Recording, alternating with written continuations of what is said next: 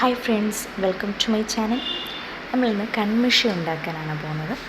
വെറും 3 ഇൻഗ്രീഡിയൻസ് മതി നമുക്ക് കൺമഷി ഉണ്ടാക്കാനായിട്ട്. എന്തൊക്കെയാണ്? വെറ്റില, അതുപോലെ പനിക്കൂർക്ക, ചിലയിടങ്ങളിൽ ഞെവിലേല എന്ന് പറയും.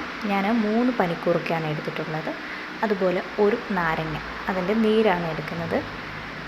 നമ്മൾ വെള്ളമൊന്നും ഇതിനകത്ത് വരെ ആഡ് ചെയ്യുന്നില്ല.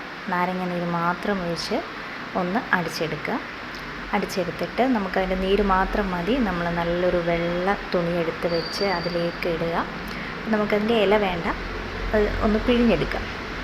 അതിനുശേഷം നല്ലൊരു വെള്ള തുണിയിൽ നമുക്ക് അത്യാവശ്യം നല്ല രീതിയിൽ കരി കിട്ടണമെങ്കിൽ ഇച്ചിരി വലിയ രീതിയിൽ തന്നെ നമ്മൾ തിരിശിലിടണം. നമ്മൾ സാധാ വിളക്ക് കത്തിക്കുന്ന പോലുള്ള തിരിശിലിട്ട് കഴിഞ്ഞാൽ നമുക്ക് കരി കിട്ടത്തില്ല.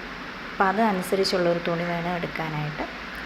എന്നിട്ട് ഇതുപോലെ ഒരു വിളക്കെടുത്ത് അതിലേക്ക് നെയ്യോ അല്ലെങ്കിൽ എണ്ണ വേണമെങ്കിലും യൂസ് ചെയ്യാം. എണ്ണ എന്ന് പറയുമ്പം വെളിച്ചെണ്ണയോ അങ്ങനെ എന്തെങ്കിലും. എന്നിട്ടിങ്ങനെ ഞാൻ സ്റ്റീൽ പാത്രമാണ് എടുത്തേക്കുന്നത്. എനിക്ക് മൺകലത്തേക്കാളും കുറച്ചുകൂടി എഫക്റ്റീവായിട്ട് സ്റ്റീൽ പാത്രമാണ് തോന്നിയിട്ടുള്ളത്. അപ്പോൾ അത് കമഴ്ത്തി വെക്കുക. ഒരു ദിവസം കഴിഞ്ഞ് നമ്മളെടുത്ത് നോക്കുമ്പോൾ നമുക്കിങ്ങനെ കരി കിട്ടും. അപ്പോൾ ഞാനിങ്ങനെ സ്പൂൺ വെച്ചിട്ട് ഇങ്ങനെ ഇളക്കിയെടുക്കുകയാണ്. അത് നമ്മളിതുപോലെ ഒരു ഗോൾഡൊക്കെ ഇട്ട് വെക്കുന്നൊരു കുഞ്ഞ് ഡപ്പയാണ് ഞാൻ എടുത്തേക്കുന്നത്. അതിലിടുക, എന്നിട്ട് ആവണക്കെണ്ണ ഒഴിക്കുക. അപ്പോൾ നമുക്ക് നല്ല കൺമഷി കിട്ടും. ഇത് ഇനി ഞാൻ ജസ്റ്റ് ഒന്ന് ട്രൈ ചെയ്ത് കാണിക്കുന്നുണ്ട്.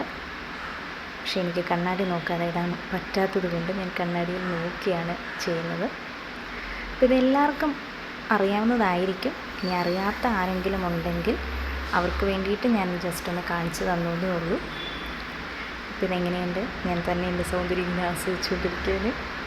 അപ്പോൾ വീഡിയോ എല്ലാവർക്കും ഇഷ്ടപ്പെട്ടിട്ടുണ്ടെന്നുണ്ടെങ്കിൽ ലൈക്ക് ചെയ്യുക, ഷെയർ ചെയ്യുക, സബ്സ്ക്രൈബ് ചെയ്യുക. നമുക്കിനിയും വേറെ വീഡിയോയിലൂടെ കാണാം. Bye bye.